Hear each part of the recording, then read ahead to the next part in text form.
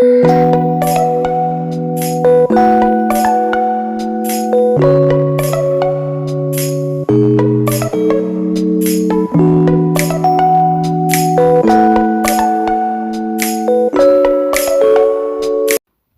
guys, welcome to the channel. This your girl. You already know how we do it, how we give it up. So on this video, it's not going to be long. We're going to make it quick. We're just going to run through some stuff. So here I had an order to do a kitchen rug for the lady wanted the rug for her, to put down the kitchen by her sink.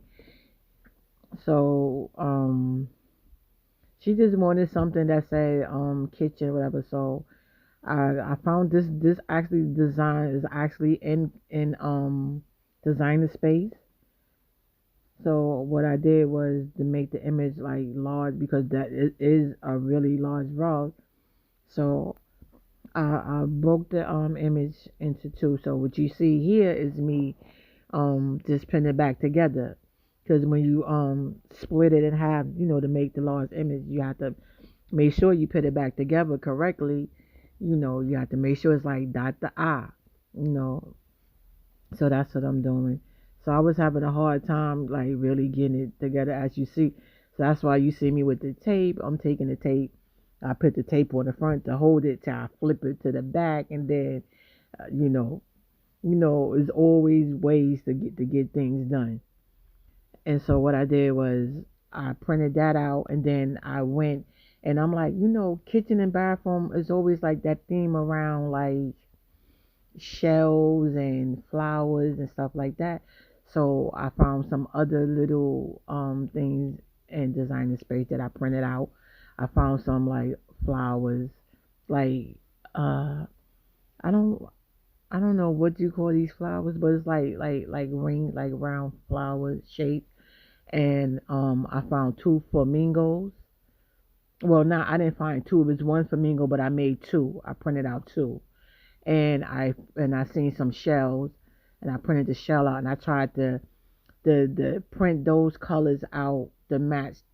The flamingo, being the flamingo was like it had like pink, not pink. Yeah, it's like a little pink in it, but a blue and like a yellow. So I printed the flowers. I printed one set in the yellow, and I print the other set in the blue, and then the shells I printed those out in red, so it gives, you see, so the red shells, the blend in with the main writing. I was gonna do black, but I'm like, then that's kind of too much, so I wanted to keep it, cute. So that's what you see me here. And what I'm doing is I'm just spacing it out, trying to see like where everything should go.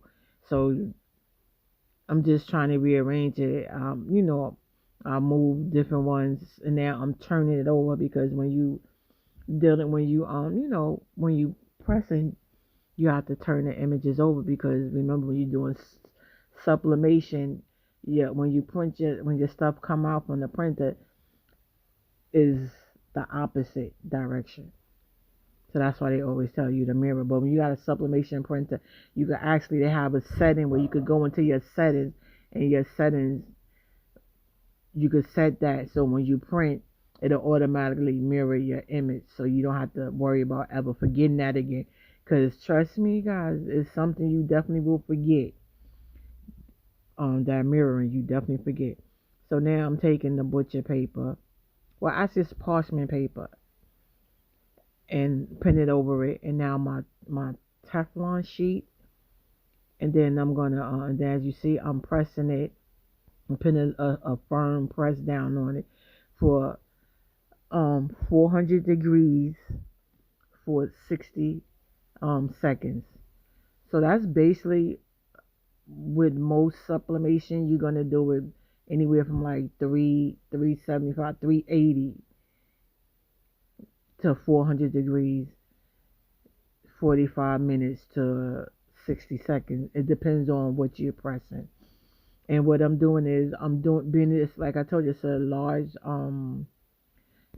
rug, so I'm pressing it in sections, And what I'm doing, and what I do is when I press, I don't slide it down. I lift it up and then move it over, because I don't want to slide it down, because I don't want it to move my images, even because I didn't tape them down, which I was going to tape them down to the mat, but I didn't want to tape them down, because sometimes when you tape it, that even though it's heat resistant tape, it still leaves like that mark. But even sometimes when you tape it and you move it, it still moves when you slide it. And that's the worst thing to do, is be pressing, and then your thing move, it shift.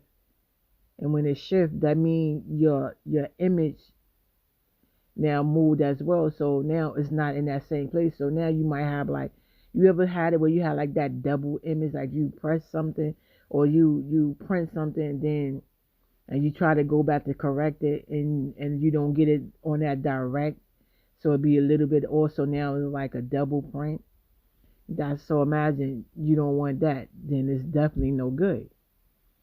So that's why you see me, I press it, then I lift it up, and then I move it to the next section, press it for 60 seconds, and so on. Then I repeat the steps over and over until I'm done.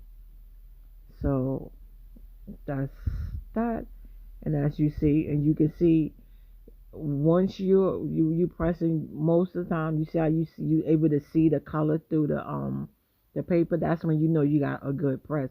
But when you see me, I put it back down, because on two of them I felt like it could have been pressed a little bit longer for the ink, like the so that's what I'm doing. I just went back and pressed it a little bit longer. So now, as you see, I'm satisfied. I'm taking them off, and as you see how the colors just come alive once the heat hit it. It comes alive. And what I didn't like, I could have had pressed a little bit longer on the main part that says, "This kitchen is seasoned with love." You see at the top. So what I did was I went and cut the I'm sorry for being out of frame. It's because I was trying to get it directly on the line. Because what I did was I went and cut the paper where I see that the end press, and I taped it back there. So that's what you see. And I'm just gonna go back and press that for 60 seconds, because you know sometimes it's we all make mistakes. That's why it's called try and error, and that's why a lot of times, guys, I always tell you guys, let me be the well, don't let me always be the one make the mistake, but let me make the mistake. It's no need for all of us to make the mistake. So if I come across something, I do it, I'm going to bring it to y'all and show y'all. So, and we do it together, so y'all see, y'all know I don't cut nothing out, because I want y'all to see any mistakes, any errors.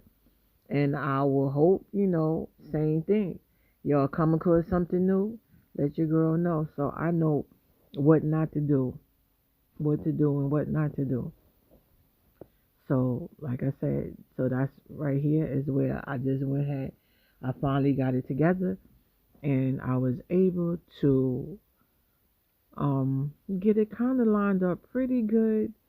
I would say I got it lined up pretty good, but I just know because it was on the edge, so it wasn't that bad. But as you see, it came out pretty good, didn't it, right?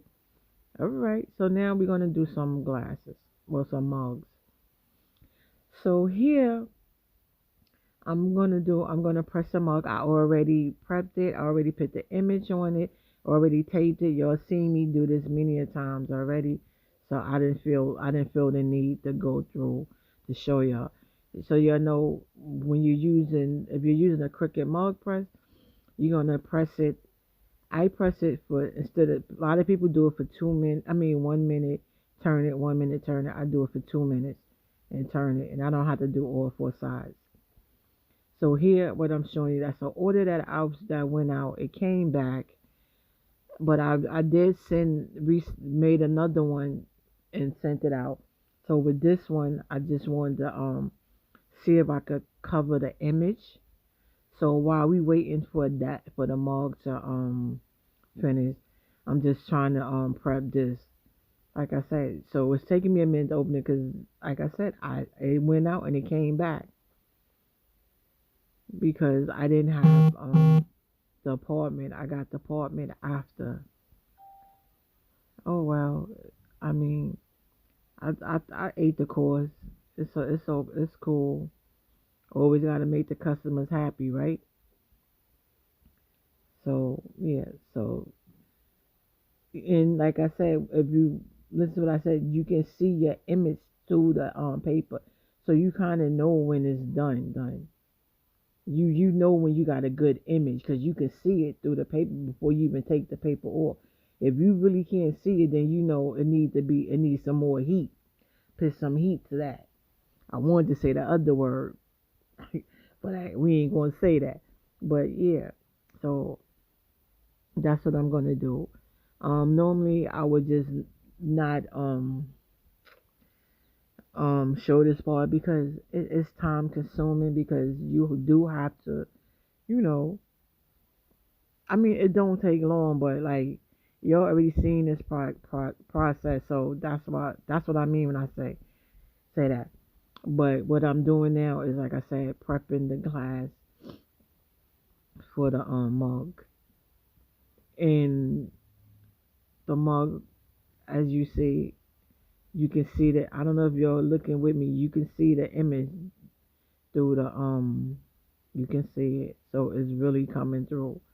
It's coming through nice, guys. It's coming. It's coming. It's coming. But yeah. So the glass I was showing a little while ago, you see it back there in the cut is hiding back there. That says "Be mine, be mine." Those were some of the glasses that went with my baskets for the Valentine's. I had did the sets. Yeah, so yeah, and I think that was the only one that was left. So I decided to get and use it, which that's what I'm doing now. So yeah. So now that the mug is done, so I'm sending it over there, letting it cool off while I get this prep, cause that's what the whole idea was. Me trying to get, as you see, I was trying to make sure I have it prepped. While the tumbler was in the press, the mug press. So I'm just taping it around the bottom and around the top. And the reason why you tape it around the bottom and around the top, I'm gonna say it every time I do it to stress it, because you don't want to get any ghosting. That's the same as what I was saying when you're doing a regular pressing a shirt or hoodie or whatever.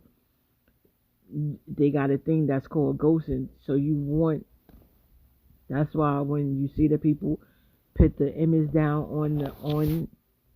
on the shirt or whatever it is, you see them tape it down, or they make sure they put it in one spot and press down.